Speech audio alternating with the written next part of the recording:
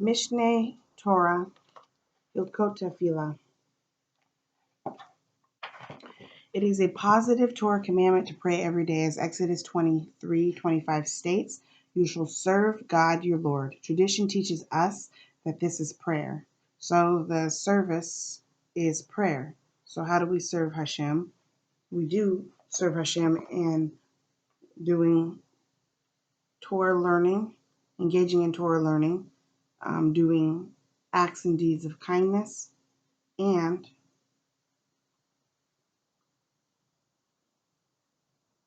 by observing the mitzvahs, the commandments.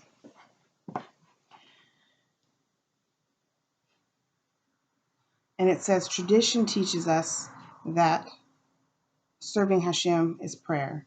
Deuteronomy 11:13 states, "And serve him with all of your heart." And our sages says, which is the service of the heart? This is prayer. The number of prayers is not prescribed in the Torah, nor does it prescribe any specific formula for prayer.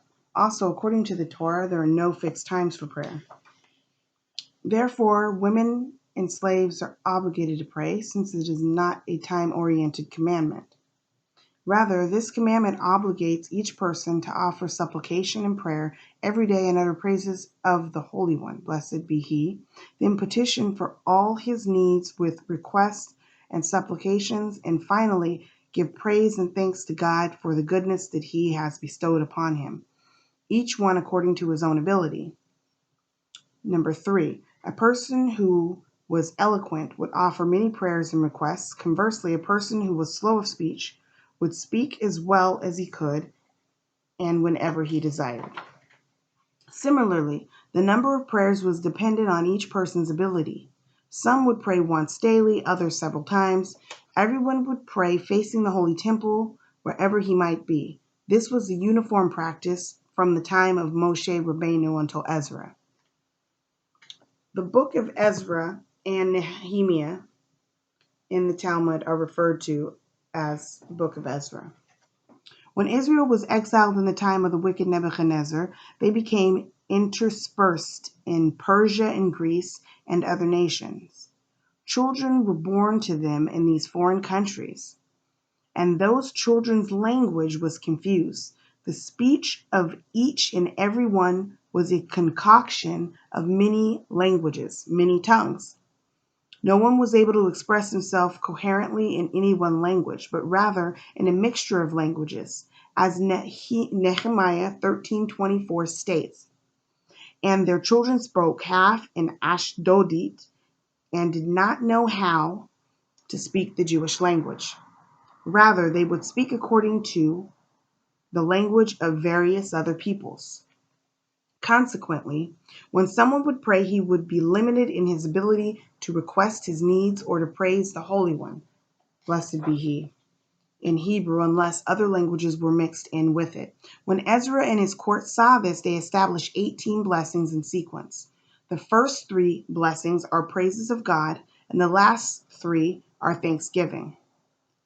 The intermediate blessings contain requests for all those things that serve as general categories for the desires of each and every person and the needs of the whole community. Thus, the prayers could be set in the mouths of everyone.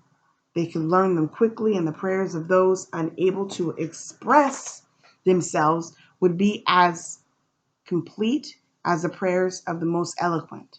It was because of this matter that they established all the blessings and prayers, so that they would be ordered in the mouths of all Israel, so that each blessing would be set in the mouth of each person unable to express himself. They also decreed that the number of prayers correspond to the number of sacrifices, 2 prayers every day corresponding to the 2 daily sacrifices. On any day that an additional sacrifice was offered, they instituted a 3rd prayer corresponding to the additional offering. The prayer that corresponds to the daily morning sacrifice is called the Shacharit prayer. The prayer that corresponds to the daily sacrifice offered in the afternoon is called the Mincha prayer, and the prayer corresponding to the additional offerings is called the Musaf prayer. So you have the prayer that corresponds to the daily morning offering sacrifice, Shacharit, Then the daily sacrifice offered in the afternoon, mincha, and the prayer corresponding to the additional offering is called musaf. So shacharit, mincha, and the musaf prayer.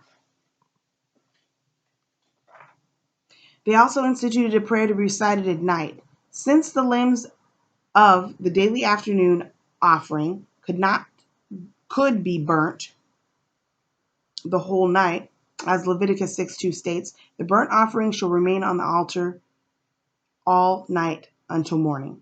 In this vein, Psalms 55:18 states, "In the evening, morning, and afternoon, I will speak and cry aloud, and he will hear my voice." Psalms 55:18 states, "In the evening, morning, and afternoon, I will speak and cry out, and he will hear my voice." The evening prayer is not obligatory, as are the morning and the mincha prayers. Nevertheless, the Jewish people in all the places that they have settled are accustomed to recite the evening prayer and have accepted it upon themselves as an obligatory prayer.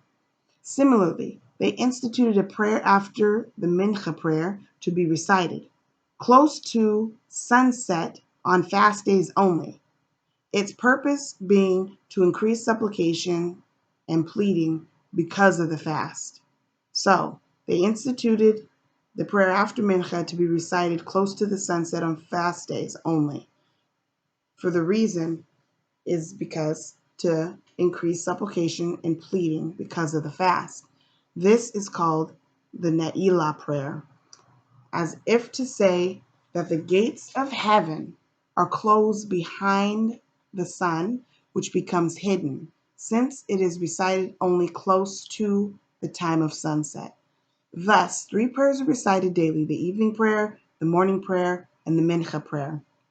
There are 4 on Sabbaths, festivals, and Rosh Chodesh. The 3 that are recited daily and the Musaf prayer. On Yom Kippur, there are 5. These 4 and the Ne'ilah prayer. The number of these prayers may not be diminished, but may be increased.